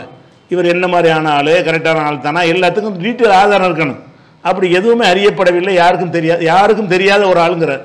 அப்போ யாருக்கும் தெரியாத ஒரு ஆள் அம்ர் இப்னு ஹாரிஸ் என்பவர் வழியாகத்தான் இந்த ஹதீஸ், எந்த ஹதீஸு பைஹக்கியில் வரக்கூடிய ஹதீஸ் இருக்குது. அது போக அந்த அம்ர் இப்னு ஹாரிஸ் யாருக்கு அறிவிக்கிறார் என்று கேட்டால் இஸ்ஹாக் பின் இப்ராஹிம் என்பவருக்கு அறிவிக்கிறார். அந்த இஸ்ஹாக் பின் இப்ராஹிம் எடுத்துக்கிட்டீங்கன்னு சொன்னால் அவர் நம்பிக்கையான கிடையாது, நான் அவர் பொய் சொல்வார் என்று சந்தேகப்படுகிறேன் என்று முகமது இப்னு அவுன் என்பார் சொல்கிறார். இவருக்கு இவ்வளவு தான் கிடைக்கிறது, அதிகமாக கிடைக்கல. அப்போ அம்ர் இப்னு ஹாரிஸை பற்றி ஒரு விவரமும் கிடைக்கல. இந்த அடுத்த அறிவிப்பாளரை பற்றி என்ன கிடைக்குன்னா, நசை சொல்கிறாரு நம்பிக்கையானால் இல்லைன்னு சொல்லி. அதே மாதிரி முகமது ரவுஃப் சொல்கிறாரு இவர் பொய் சொல்வார், எனக்கு சந்தேகமாக இருக்குது. இவ்வளோ தான் கிடைக்கிறது, வேறு பரவலான விவரங்கள்லாம் இல்லை, அறியப்பட்டவராக இல்லை. அப்போ ஒருத்தர் வந்து அறியப்படாதவராக இருக்கார், ஒருத்தர் அறியப்பட்டிருக்கிறாரு, நான் பொய் சொல்வார் என்று சந்தேகப்படுபவராக அறியப்பட்டிருக்கிறார். அப்போ ரெண்டு பலவீனமான அறிவிப்பாளர்களை வைத்து கொண்டு தான் ஒவ்வொரு ஆண்டும் தான் வந்துருச்சு அப்படின்னு சொல்கிறாங்க. ஒவ்வொரு ஆண்டும் வந்தாலும் அது கொடுத்ததுக்கு திருப்பி கொடுக்குற நேரத்தை தராது, ஞாபகத்தில் வச்சுக்கணும். ஒவ்வொரு ஆண்டும் வந்தாலும் எதை தரேன், வருஷம் கணக்கு பார்த்து ஜக்காத்து கொடுக்கணும்ன்ற கருத்தை தான் தரும். அதுவே இல்லைன்னு சொல்லிவிட்டோம். அது இந்த பலவீனமான ஹதீஸினால அது போய் ஒத்துக்கொண்டால் கூட இன்னைக்கு நான் கொடுத்த ஒரு லட்ச ரூபாய்க்கு ஜக்காத்து கொடுத்து விட்டேன், இதுக்கு திரும்ப கொடுக்கணுங்கிற கருத்து எப்படி இதுக்கு வரும்? அடுத்த வருஷம் வரும்போது அடுத்த வருஷத்துக்குரிய நான் வரது ஜக்காத்து கொடுப்பேன். உங்கள் கருத்து பிரகாரம் அது அடுத்த வருஷங்கிறது கணக்கு கிடையாது. நம்ம நாளைக்கு கூட கொடுக்கலாம். இன்றைக்கி வர வருமானத்தை இன்னைக்கு கொடுப்போம், நாளைக்கு வர வருமானத்தை நாளைக்கு கொடுப்போம், என்னைக்கு வருது அன்னைக்கு கொடுத்துட்டு போயிடும். வருஷங்கிற டாப்பிக்கே இல்லை. இவங்க அதை ஒத்துக்கிட்டாலும் கூட அதிகபட்சமாக அதில் என்ன சொல்ல முடியும்னு கேட்டால், ஒரு ஆண்டுதோறும் ஜக்காத்து கொடுங்க என்றுதான் சொல்ல முடியும். ஆனால் கொடுத்ததுக்கு திரும்ப கொடுங்கிறதை சொல்லவே முடியாது. அந்த கருத்தை இது தரவே தராது. அப்போ அந்த ஹதீஸ் பலவீனம் வர இருக்குது. அந்த ஹதீஸ் என்ன இருக்குது, அம்ருப்னு அவர் ஹாரிஸை சொன்னாமா, அவரும் பலவீனமாக இருக்கிறாரு, இஸ்ஹாக்கும் பலவீனமாக இருக்கிறார். அடுத்து என்னென்னு கேட்டால், இதே விஷயம் வந்து அபூதாவுதில் இருக்குது. அபூதாவுதில் என்ன சொல்கிறாருன்னு கேட்டால், சாலிம் என்பாருடைய ஒரு புத்தகத்தை நான் பார்த்தேன். அபூதாவுத் சொல்கிறார். அபூதாவுத் எப்படி சொல்கிறார், சாலிம் என்பாருடைய ஒரு புத்தகம், கிதாப், அது எங்கே இருந்தது என்று சொன்னால் அம்ர் இப்னு ஹாரிஸ் என்பாருடைய குடும்பத்தாரிடத்தில் இருந்தது. அதில் இந்த மாதிரி எழுதப்பட்டிருந்தது அப்படிங்கிறார். அப்போ முதல்ல நம்ம சொல்லிட்டு, இந்த அம்ர் இப்னு ஹாரிஸ்னா யாருன்னு தெரியாதுன்னு அந்த தஹபி சொன்னார்ல, அவருடைய நேர்மை அறியப்படவில்லை, லா யோர்ஃபு அதாலத்துஹு, அவருடைய நேர்மை அறியப்படவில்லைன்னு சொல்கிறார்ல, அந்த ஆளுடைய குடும்பத்தார்கிட்ட போய் கித்தாபை பார்த்தாராம். அந்த ஆளுடைய குடும்பத்தார்னா யார், அந்த கித்தாப் அவருடையதுன்னு யார் உறுதிப்படுத்தினா, ஒரு புஸ்தகத்தில் எழுதி காட்டியிருக்கிறாங்க, அந்த புஸ்தகத்தை நான் பார்த்தேங்கிறார். இப்படியான விஷயங்களை ஹதீஸ்களில் ஏற்றுக்கொள்ள மாட்டார்கள். அறிவிப்பாளர் புத்தகத்தை காட்டினா கூட அந்த புத்தகத்தை நான் தான் எழுதினேன்னு சொல்லி உங்கள்கிட்ட தந்தால் தான் நீங்கள் என் பேரில் நீங்கள் அறிவிக்க முடியும். நீங்கள் நான் நோட்ஸை கூட எழுதி வச்சுருப்பேன், நீங்கள் அதை எடுத்துகிட்டு போய் பிஜி சொன்னால் அறிவிச்சிட முடியாது. அந்த காலத்தில் அறிவிக்கிறா இருந்தால் பர்மிஷன் கொடுக்கணும். ஒருத்தருடைய நூலை வந்து நான் வெளியிட்டதை நீங்கள் அறிவிக்க முடியும். நான் புத்தகமாக வெளியிடுறது பர்மிஷன். நான் புத்தகமாக வெளியிடாமல் என்ன செய்கிறேன், ரெஃபரன்ஸ் எழுதி வச்சுருக்கிறேன், வச்சதை நாளைக்கு சில அழிப்பேன், சிலதை நீக்குவேன், சிலதை திருத்துவேன், சிலதை கழிப்பேன். நீங்கள் வாட்டு நான் எழுதி வச்சுட்டு இந்த பிஜே சொல்லியிருக்கா நீங்கள் சொல்லலாமா? நானே மக்களுக்கு சொல்லாத ஒன்றை நான் சொன்னதை நீங்கள் சொல்லலாமா? அப்போ ஒருத்தருடைய கித்தாப்பில் இருக்குன்னு அறிவிப்பதாக இருந்தால் அந்த கித்தாப்புக்காரர் என்ன செய்யணும், இது என்னுடைய கித்தாப், எல்லாம் செக் பண்ணிக்கிட்டேன், எல்லாம் சரி பார்த்த ஒரு கித்தாப்பு தான் இது, நீங்கள் யாருக்கும் சொல்லலாம் அப்படின்னு அறிவித்தால் மட்டும்தான் ஒருத்தருடைய கித்தாப்பில் உள்ளது என்ன செய்யணும், அறிவிக்கணும். இதுக்கு உதாரணம் சொல்வதாக இருந்தால், அம்ர் இப்னு ஹஸ்முன்னு ஒரு ஆளுக்கு ரசூலுல்லாஹ் ஒரு கடிதம் எழுதினாங்க. என்ன கடிதம் எழுதினா, தூய்மை இல்லாதவர்கள் குர்ஆனை தொடக்கூடாது. அவர் ஒரு பகுதி கவர்னர் அனுப்பும்போது எழுதின ஒரு கடிதம் என்று ஒரு ஹதீஸ் இருக்கிறது. இதை வச்சுக்கிட்டு ஒழு இல்லாமல் குர்ஆனை தொடக்கூடாதுன்னு சொல்லுவாங்க. அந்த தூய்மையற்றவர்கள் குர்ஆனை தொடக்கூடாதுன்னு சொல்லுவாங்க. அப்போ அம்ர் இப்னு ஹஸ்முடைய கடிதம்ங்கிற அந்த கடிதத்தை அம்ர் இப்னு ஹஸ்ம் கொடுத்தாரா? அம்ர் இப்னு ஹஸ்ம் கடிதம் என்று சொல்லுவார் யாருன்னு கேட்டால், அந்த காலத்தில் வாழாத ஒருத்தர், அம்ர் இப்னு ஹஸ்முடைய மகனும் இல்லை பேரனும் இல்லை, கொள்ளு பேரங்காலத்தில் உள்ள ஆள் சொல்கிறாரு அம்ர் இப்னு ஹஸ்முடைய கடிதத்தில் இப்படி இருந்ததுன்னு சொல்லிட்டு. முதல்ல அம்ர் இப்னு ஹஸ்முடைய கடிதம்னா அவர் உறுதிப்படுத்தணும், இந்த கடிதம் தான் எனக்கு ரசூலுல்லாஹ் வந்துச்சு, இந்தாங்க ரசூலுல்லாஹ் எழுதின கடிதம்னு அவர் உறுதிப்படுத்தாத வரைக்கும் அவர் வீட்டில் இருக்கிற பேப்பர்லாம் எடுத்துகிட்டு வந்து அம்ர் இப்னு ஹஸ்முடைய கடிதம்னு சொல்ல முடியுமா என்று நம்ம போய் கேட்டிருக்கிறோம். அதே கேள்வி இங்கேயும் வரும். அபூதாவுத் சொல்கிறது என்ன செய்கிறாருன்னு கேட்டால், அம்ர் இப்னு ஹாரிஸ் குடும்பத்தாரிடத்தில் ஒரு கிதாபை நான் பார்த்தேன், அது அப்துல்லா இப்னு சாலிம் என்பவருடைய கிதாபு. அவருடைய கிதாபாக இருந்தால் முதல் அப்துல்லா இப்னு சாலிம் இதை பர்மிஷன் கொடுத்தாரா? முதல் அம்ர் இப்னு ஹாரிஸ்ன்ற யாருன்னு தெரியலையே, இவர் எந்த வீட்டில் பார்த்தேங்கிறாரோ அவர் யாருன்னு கேட்டால் அது தெரியல. அப்போ அம்ர் இப்னு ஹாரிஸ் என்பவருடைய குடும்பத்தாரிடத்தில் பார்த்தேங்கிறாரு, அம்ர் இப்னு ஹாரிஸ் என்பவர் அறியப்படாதவர். அப்போ குடும்பத்தார் என்ன யாருன்னு, குடும்பத்தார்னா எத்தனை பேர் இருக்கலாம்ல? ஒரு ஆளுடைய குடும்பத்தாருன்னா அவருடைய அண்ணனா, தம்பியா, மாமனா, மச்சானா, மவனா, பேரனா, யார் குடும்பத்தார்? அப்போ அம்ர் இப்னு ஹாரிஸே யாருன்னு தெரியலை. அவருடைய குடும்பத்தாரிடத்தில் நான் பார்த்தேன்னா எந்த குடும்பத்தார்ட்ட அவர் பார்த்தாரு, அந்த பேரை அவர் சொல்லணும். அபூதாவுத் அவருடைய வாப்பாட்ட பார்த்தேன், அவருடைய அம்மாட்ட பார்த்தேன், அவருடைய அண்ணன்ட்ட கேட்டேன், அவருடைய தம்பிட்ட கேட்டேன்னு அவர் சொல்லணும். அப்படி இல்லாமல் ஒரு ஆளுடைய குடும்பத்தாரிடத்தில் பார்த்தான்னு சொல்வார்களே, ஆனால் இந்த மாதிரியான செய்திகளை டோட்டலாக நிராகரிச்சிருவாங்க. அப்படியான ஒரு அறிவிப்பில் தான் இந்த ஹதீஸ் வருது. எந்த ஹதீஸு? ஒவ்வொரு ஆண்டும் ஜக்காத்து கொடுக்க வேண்டும்னு வருது. இதுவும் நிற்கக்கூடிய ஒரு ஹதீஸாக இல்லை. அடுத்ததாக வந்து இன்னொரு ஹதீஸ் என்ன வருதுன்னு கேட்டால், மூஜமு சகீரில் வருது. அதில் இதே மாதிரி தான் இருக்குது. யார் வந்து 3 விஷயத்தை செய்கிறானோ ஈமானை சுவைத்து விட்டான்னு சொல்லும் பொழுது வருடம் தன்னுடைய சொத்துக்கு யார் ஜக்காத்து கொடுக்குறானோ அவன் என்ற வாசகம் வருகிறது. இது அறிவிக்கக்கூடிய ஆளில் யார் வர்றாருன்னா அபூ தகி அப்துல் ஹமீது பின் இப்ராஹிம் என்பவர் இடம்பெறுகிறார். இவரை பற்றி கேட்கும் பொழுது இப்னு அபி ஹாத்தம் சொல்கிறாங்க, கானலா யஹ்ஃபதுல் இஸ்னாத், இவர் சனதையே மனப்பாடம் பண்ண மாட்டார். இவர் வந்து மத்தனை மட்டும் தான் சொல்லுவார், அறிவிப்பாளரை சொல்லவே மாட்டார். அந்த மாதிரி ஒரு குறை உள்ளாள். ஓ யஹ்ஃபிது பாலல் மத்தனி, ஹதீஸில் வந்து அன்னைக்கு அறிவிக்கிறதா இருந்தால் ஆட்களோடு தான் அறிவிக்கணும். இன்னமல்லாமல் பின்னியாத்துன்னு அறிவிச்சா ஏற்றுக்கிற மாட்டாங்க. அதை யார் சொன்னா? அந்த சஹாபி பேரை சொல்லு. அந்த சஹாபி யாருக்கு சொன்னார்? அந்த பேரையும் சொல்லு. அவர் யாருக்கு சொன்னார்? அந்த பேரையும் சொல்லு. அப்படின்னு சொல்லி அந்த நூலாசிரியர் வரைக்கும் உள்ள லிஸ்ட்டை சொன்னா தான் ஹதீஸ் ஆகும். சும்மா ஹதீஸை மட்டும் சொன்னால் ஏற்றுக்கிற மாட்டாங்க. இவர் வந்து எப்படின்னு கேட்டால் ஹதீஸுன்னு சொல்லுவார், யார் சஹாபின்னு சொல்ல மாட்டார், தாபின்னு சொல்ல மாட்டார், யார் சொன்னார்னு சொல்ல மாட்டார், இவருக்கு எப்படி கிடைச்சுன்னு சொல்ல மாட்டார், ரசூல்லா சொன்னாங்கன்றவர். இவர் ரசூல்லா பக்கத்தில் இருந்த மாதிரி அப்படி அறிவிக்கக்கூடிய ஒரு ஆள் என்று என்ன செய்கிறாங்க, அவரை பற்றி விமர்சனம் பண்ணியிருக்கிறாங்க. அதே மாதிரி வந்து அவர் ஒரு கித்தாப் எழுதி வச்சுருந்தாராம். அவர் அந்த கித்தாப்லாம் வந்து காணா போச்சான். இவர் அறிவித்த ஹதீஸுகளை போய் கேட்குறாங்க அவர்கிட்ட. இந்த மாதிரி சொன்னீங்கள? இல்லை யாவத்தில் இல்லை, அப்படி சொன்ன மாதிரி நினைவு இல்லைட்டாங்க. லா அகஃபலுஹா, எனக்கு நினைவில் இல்லைங்கிறான். அப்போ நினைவில் இல்லாத ஒரு ஆள் வந்து இது அறிவிச்சார்னா இது யாவத்தில் அறிவிச்சாரா மனதில் எடுத்தாலும் சரி சந்தேகமாயிடுச்சு. அந்த நிலையில் இருக்கிறார். அதே மாதிரி வந்து இவரை வந்து லைசா ஹாதல் ஷைன், இவர் கணக்கில் எடுத்துக்கொள்ளக்கூடாதுங்கிறாங்க. லைச பிசுக்கத்தின், இவர் நம்பகமான ஆள் இல்லைன்னு சொல்கிறாங்க. இந்த மாதிரி அபூ ஹாத்தம் அவருடைய நூலில் குறைவாத்த விமர்சனம் வருகிறது. ஆனால் இவரை புகழ்ந்து சொல்லக்கூடிய பாராட்டக்கூடிய நல்ல ஒரு விமர்சனம் ஒன்றுமே இல்லை. ஆக இந்த வருடம் கொடுக்கணும்னு காட்டுவதற்குரிய இந்த ஒரு ஹதீஸுமே ஆதாரம் இல்லைங்கும் போது கொடுத்த பொருளுக்கு திருப்ப கொடுக்கணும்னு எதை வச்சு சொல்கிறாங்க? ஒரு ஆதாரம் கிடையாது. ஒரு ஜக்காத்தை கொடுத்துட்டோம் என்று சொன்னால் அதோடு முடிஞ்சிருச்சு. இதை மட்டும் நம்ம ஒழுங்காக கடைப்பிடிச்சோம்னு சொன்னால் நிறைய ஜக்காத் புரட்சி அப்போ தான் ஏற்படும். ஜக்காத்து வந்து கொடுத்ததுக்கு திருப்பி கொடுக்க சொன்னீங்கன்னா கொடுக்க மாட்டார்கள். மார்க்கம் சொல்லுதுன்னு சொன்னால் கொடுப்பாங்க.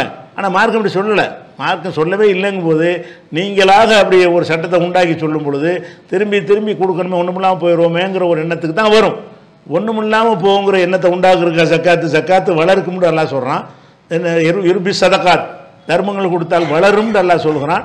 நீங்கள் சொல்லக்கூடிய சட்டம் வந்து வளருங்கிறதுக்கு பதிலாக பயங்காட்டி நம்மளை திருவள்ளிப்பாட்டினுமேங்கிற மாதிரி அந்த சட்டம் இருக்கும் என்று சொன்னால் அப்படியான ஒரு சட்டத்தை ஏற்றுக்கிற மாட்டாங்க. அதனால தான் ஜக்காத்துகள் அனைவரும் கொடுப்பது கிடையாது. எல்லாரும் இப்போ ஒரு தடவை கொடுக்கணுங்கிற உணர்ந்து இருக்கிற வீடு வாச சொத்து அனைத்தும் கொடுத்தார்கள்னு சொன்னால் பெருமளவுக்கான நிதி திரண்டு ஏழைகளுக்கு என்ன செய்யும், அது உதவக்கூடியதாக மாறிடும். அது விளங்காமல் சொல்கிறாங்க. இதுக்கடுத்து நம்ம என்ன செய்வோம்னா சட்டங்களுக்கு போயிடுவோம். அதான் முக்கியமான விஷயங்கள். சட்டங்களில் ஃபஸ்ட்டு என்னென்னு கேட்டால் ஒட்டகங்களுக்கு ஜக்காத்து இருக்குது. இது நமக்கு தேவையற்றது. நமக்குன்னா இந்தியாவில் வாழ்கிற மக்களுக்கு ஒரு நமக்கு அவசியமற்ற விஷயமாக தெரியலாம். ஆனால் நாலேஜுங்கிற வகையில் தெரிஞ்சு வச்சுக்கணும்ல. நம்ம யாரும் ஒட்டகம் கிடையாது, இங்கே ஒட்டகம் வளர்க்கவும் முடியாது, ஒட்டகம் பண்ண வைக்கவும் முடியாது. அப்போ ஒட்டகங்களுக்குன்னு மார்க்கத்தில் ஜக்காத்து எப்படிலாம் ரசூல் வசூல் பண்ணாங்கன்னு தெரியணும், வரலாறுக்காக தெரியணும்ல, இதில் எல்லாம் வசூல் பண்ணாங்கன்ட்டு. அப்போ ஒட்டகங்களுக்கு வந்து ரசூல் ஸல்லல்லாஹு அலைஹி வஸல்லம் அவர்கள் ஜக்காத்தை வசூல் பண்ணியிருக்காங்க. எப்படி பண்ணியிருக்காங்கன்னா, அந்த ஒட்டகமாக இருந்தாலும் சரி, மாடாக இருந்தாலும் சரி, ஆடாக இருந்தாலும் சரி, அது நிறைய பேர் அறியாமல் இருக்கிறாங்க. அவர்கள் பண்ணை மாதிரி வைத்து உணவு தண்ணி தீனி எல்லாம் சொந்தமாக போட்டு வளர்த்தார்கள் என்று சொன்னால் அதுக்கு ஜக்காத்து கிடையாது. ஜக்காத்து ஆட்டு பண்ணை ஒருத்தன் வச்சுருக்கான், 1000 ஆடு வச்சுருக்கிறான். அவன் வந்து வெளியே மேய விடுறது கிடையாது. அவன் காம்பவுண்டு போட்டு அவன் இடத்துக்குள்ளே அவனே தீனி போட்டு அவனே எல்லாம் கொடுத்து வளர்த்தான் என்று சொன்னால் அந்த ஆடுகளுக்கு ஒரு ஜக்காத்தும் கிடையாது. அதே நேரத்தில் ஆட்டை தெருவில் அவுத்து விட்ருவாங்க.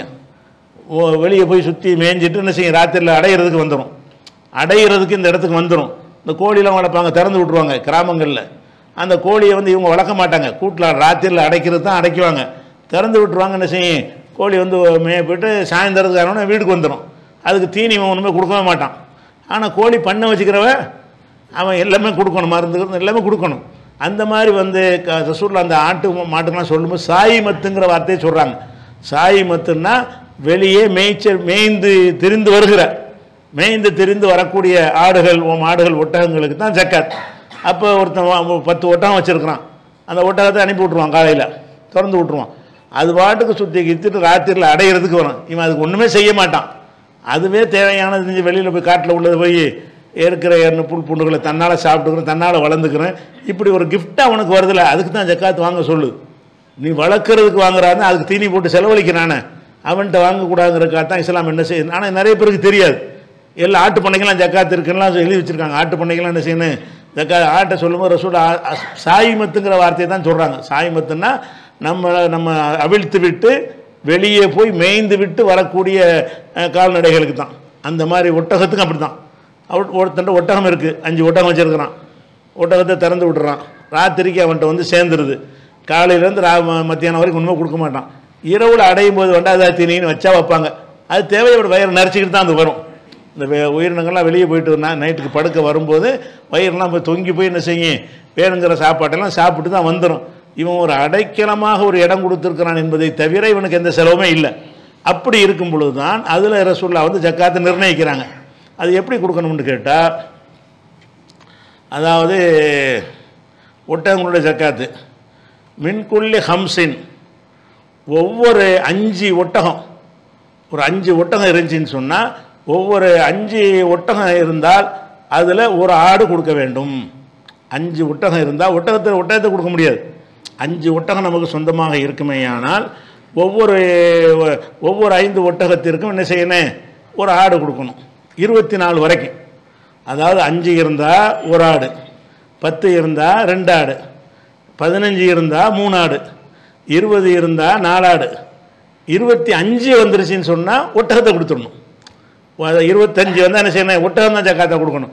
அப்போ 24 வரைக்கும், 24க்குள்ள 5 ஒரு ஆடு என்று ஜக்காத்து. இது புகாரில் வரக்கூடிய ஹதீஸ். இது இந்த ஒரு ஹதீஸ், எந்த ஹதீஸ் எப்படி வருதுன்னு கேட்டால், அபூபக்கர் அவர்கள் ஆட்சிக்கு வந்த பிறகு அவங்க எல்லா கவர்னர்களுக்கும் கடிதம் எழுதுகிறாங்க.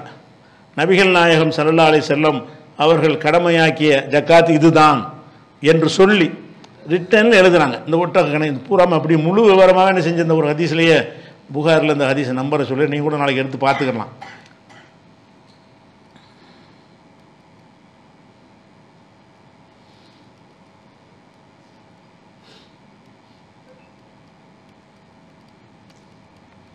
சரி, நம்பரை சொல்கிறான்.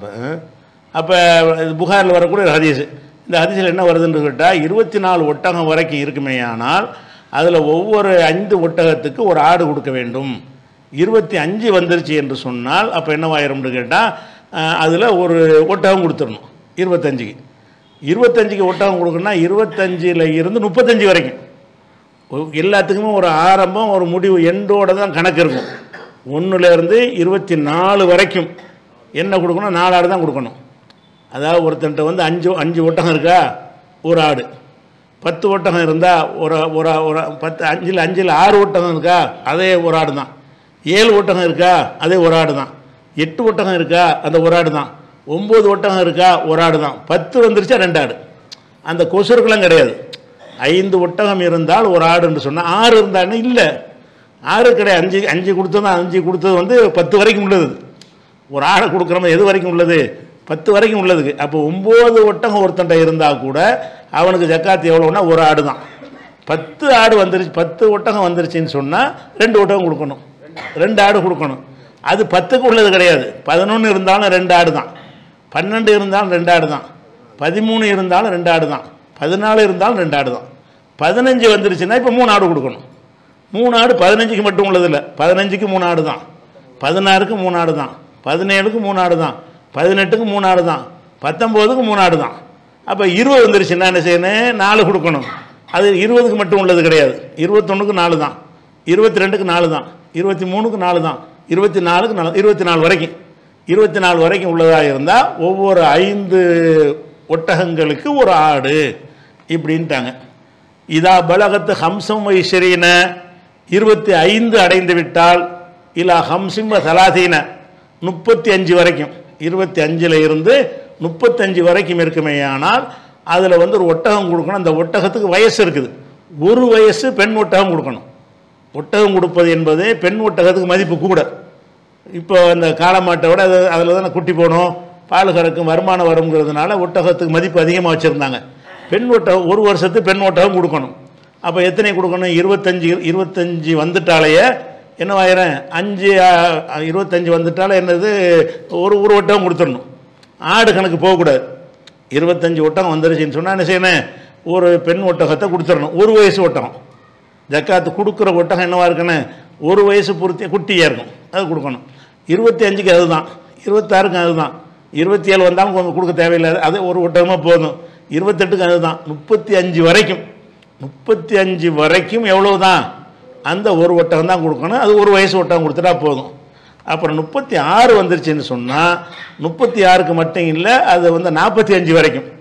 ஃபைதா பலகத்து சித்தம் சலாதீன இல்லா ஹம்சிம் அர்பைன, அதாவது 36ல் இருந்து 45 வரைக்கும் உள்ள ஒட்டகங்களுக்கு வந்து 2 வயசு ஒட்டகத்தை கொடுக்கணும். அதில் என்ன செய்யணும்?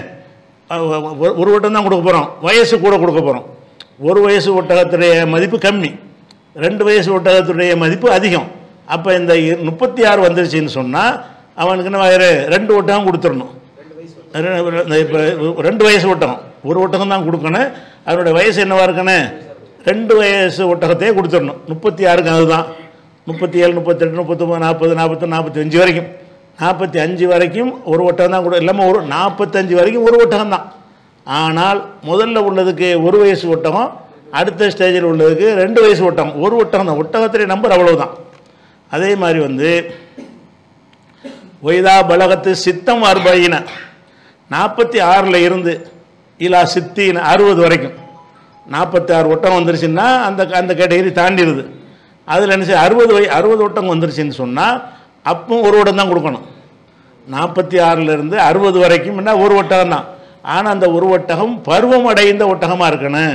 அது 3 வயசு. அந்த ஒட்டகம் என்ன செஞ்சுருக்கணும்? பருவம் குட்டி போடக்கூடிய பருவம் அடைஞ்சிரும்ல, அந்த பருவம் அடைந்த பெரிய ஒட்டகத்தை கொடுக்கணும். இதெல்லாம் குட்டி குட்டி ஒட்டகமாக கொடுப்பாங்க. 1 வயசுங்கிற சின்ன குட்டியாக இருக்கும், 2 வயசுங்க அது கொஞ்சம் பெருசாக இருக்கும், 3 வயசுங்கிறது தான் அந்த ஒட்டகத்துடைய வயசு. அது அந்த பருவம் குட்டி போடக்கூடிய வயசு, ஆணோட சேரக்கூடிய வயசு எது? 3 வயசுடைய தான். 3 வயசு ஒட்டகத்தை கொடுக்கணும். அப்போ ஒன்று தான் கொடுக்கணும். அதான் 60 ஒட்டகம் இருந்தால் கூட ஜக்காத் எவ்வளவு தான்? ஒரு ஒட்டகம் தான் கொடுக்கணும். அதுக்கப்புறம் ஃபைதா பலகத்து வாஹிதத்தும் சித்தீன 61 வந்து விட்டது என்று சொன்னால் இலா ஹம்சிம் சபீன 75 வரைக்கும். இதெல்லாம் நமக்கு ஒரு தகவலுக்காக நீ தெரிஞ்சு வச்சுக்கணும். நம்ம எங்கே ஒட்டகம் வச்சுக்கணும்னு நினைக்கக்கூடாது. மார்க்கம் ரசூலுல்லாஹி காலத்தில் நடந்த ஒரு விஷயத்தை தெரிந்து கொள்வதற்கு ஒரு சவாபு இருக்குதுல்ல. அதனால என்ன செய்யணும்? இதுக்கு ரொம்ப ஒரு ஆச்சரியமாக நமக்கு தேவையற்ற விஷயமா இருக்குது, நம்மள ஒட்டகம் வச்சுக்கணும் பார்க்கக்கூடாது. இது மார்க்கங்கிற அடிப்படையில் என்ன செய்யணும்? ஈடுபாடாக பார்க்கணும். ஃபைதா பலகத்து வாஹிதத்தும் சித்தீன 61ல் இருந்து இலா ஹம்சிம சபீன 75 வரைக்கும் வந்துச்சுன்னு சொன்னால் ஃபீஹா ஜதாத்துன், அதில் வந்து 4 வயசு ஒட்டகம், அப்போ ஒரு ஒட்டகம் தான், 4 வயசு ஒட்டகம் கொடுக்கணும். மொத்தத்தில் வந்து 75 ஒட்டகம் இருந்தால் கூட ஒருத்தன் ஜக்காத் எவ்வளோ கொடுக்க போகிறான்? ஒரு ஒட்டகம் தான் கொடுக்க போகிறான். வயசு வேறுபடுது. இந்த 61க்கு மேலே வரும்போது மட்டும் 4 வயசு ஒட்டகங்கிற நல்ல பெரிய ஒட்டகமாக இருக்கும், அது போதுமானதாக இருக்கும். அதுக்கப்புறம் வந்து ஃபைதா பலகத்து சித்தமோ சபையின 76 வந்து விட்டால், 75 வரைக்கும் அந்த கணக்கு முடிஞ்சிருச்சு. 76ல் இருந்து இலா திசீன 90 வரைக்கும், 76, 77லேருந்து 90 வரைக்கும் வந்துருச்சுன்னு சொன்னால் அப்போ என்ன செய்யணும்னு கேட்டால் 2 வயதுள்ள பெண் ஒட்டகம் 2 கொடுக்க வேண்டும். 2 வயதுள்ள பெண் ஒட்டகம் என்ன செய்யணும்? இப்போ தான் 2 ஒட்டகங்கிற கணக்கு வருது. அந்த 2 ஒட்டகம் என்னன்னு கேட்டால் 2 வயதுள்ளதாக இருக்கணும், 2 ஒட்டகம் கொடுக்கணும். எப்போ? 76, 77, 78, 79லேருந்து 90 வரைக்கும் இருந்துட்டான். ஃபைதா பலகத்தி இஹ்தாவத்தி சீன 91 ஒட்டகத்தில் இருந்து இலா இஸ்ரீன ஒமேத்தின் 120 வரைக்கும், 91ல் இருந்து 120 வரைக்கும் எடுத்துக்கிட்டேன்னு சொன்னால் ஃபீஹா ஹெக்கத்தானி, அதில் வந்து 3 வயதுள்ள இருப்பு ஒட்டகங்கள் கொடுக்கணும். 2 ஒட்டகம் கொடுக்கணும்.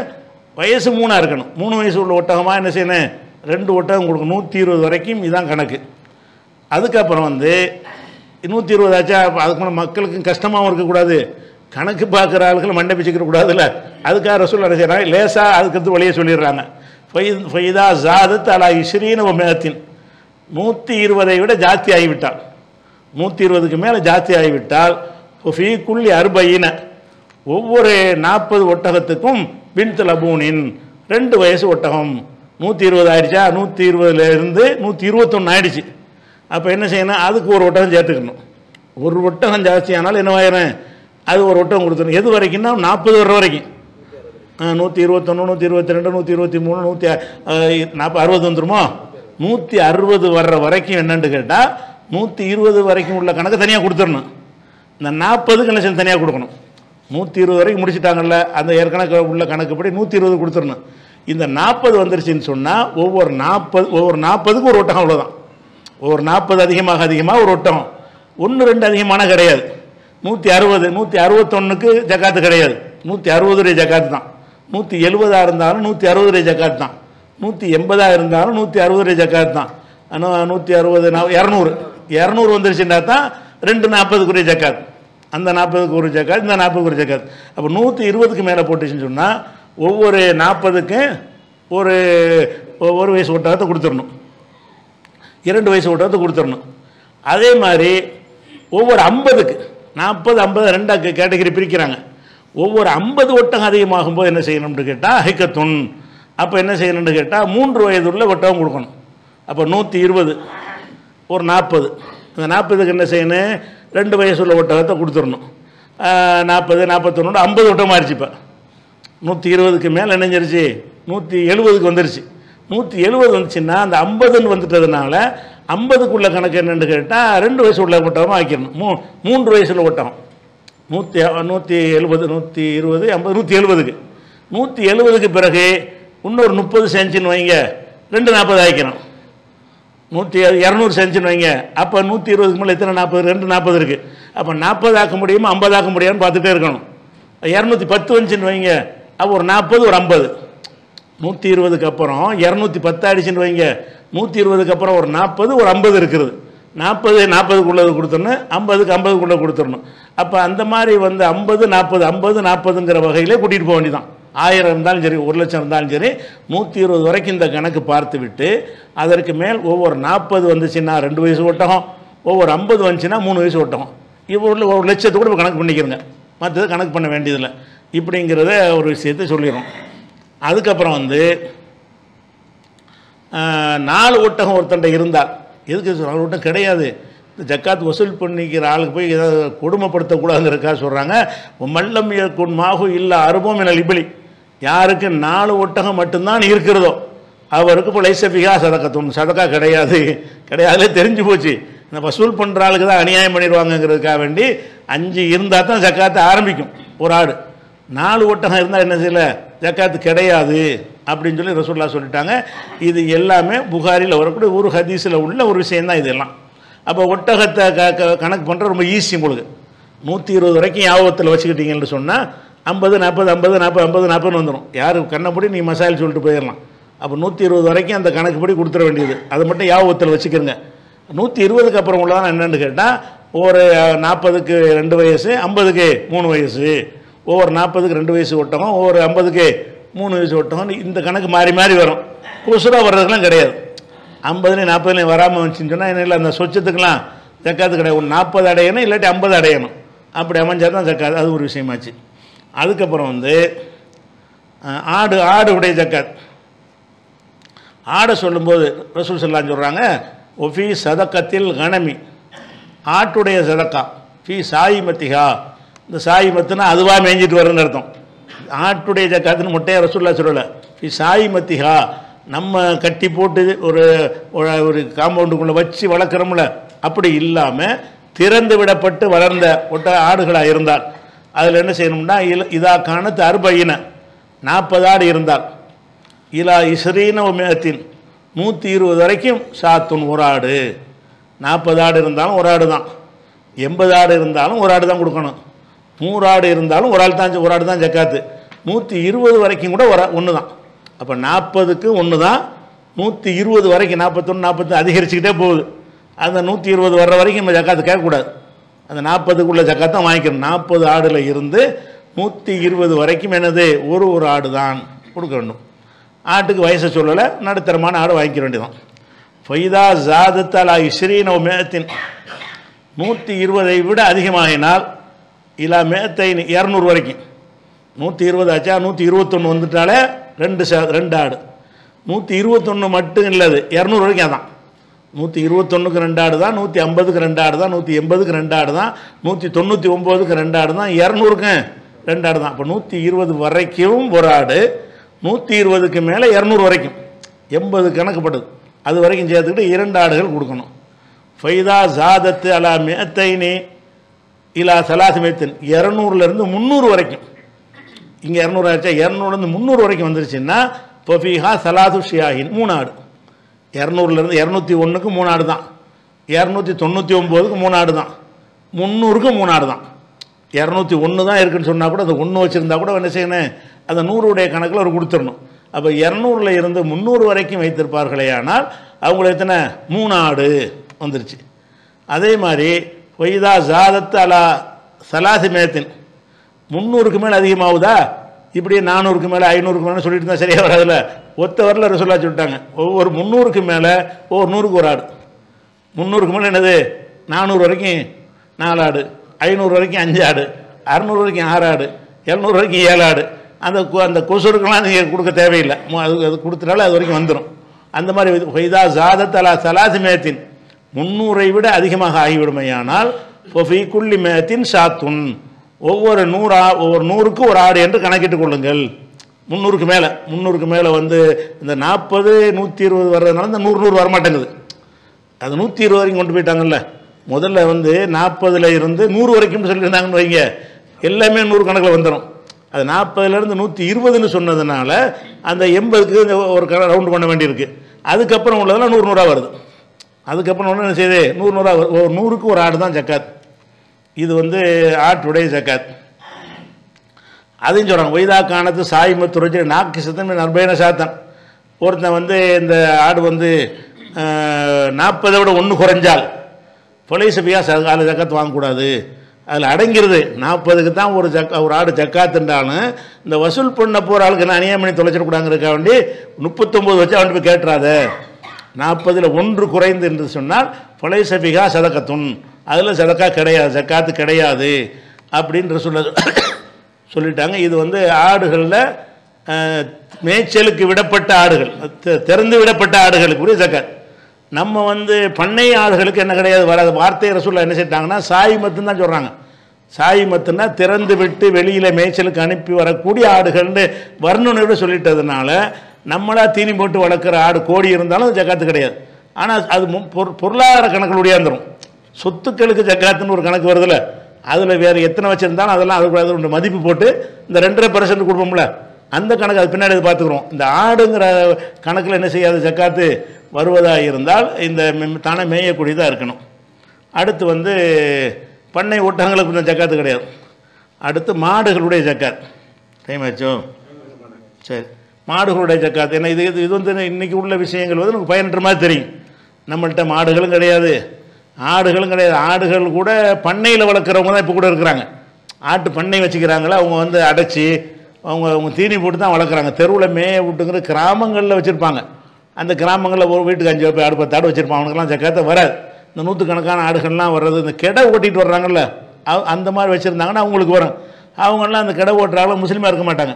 நாட்டு கடையில் ஓட்டிகிட்டு வர்றாங்கல்ல, அவங்கள்ட்ட போய் ஜக்காத்து வாங்க முடியாது. அந்த மாதிரி ஓட்டிகிட்டு திரிகிறாங்கல்ல ஆடுகளை, அதில் தான் ஜக்காத்து வரும். ஆனால் ஒரு முஸ்லீம் இல்லாட்டி போய் வாங்குவீங்க, நம்ம ஆளுக்கு ஓட்டிகிட்டு தெரியறது இல்லை. நம்ம ஆளுக்கு ஆட்டு பண்ணை வச்சாங்கன்னா பண்ணையை தான் வைக்கிறாங்க, பண்ணைக்கு ஜக்காத்து. அப்போ இந்த கால்நடை ஜக்காத்து என்பது இந்த காலத்தில் என்ன செய்யாது, நம்ம நாட்டுக்கு வராது, யாருக்குமே வராது.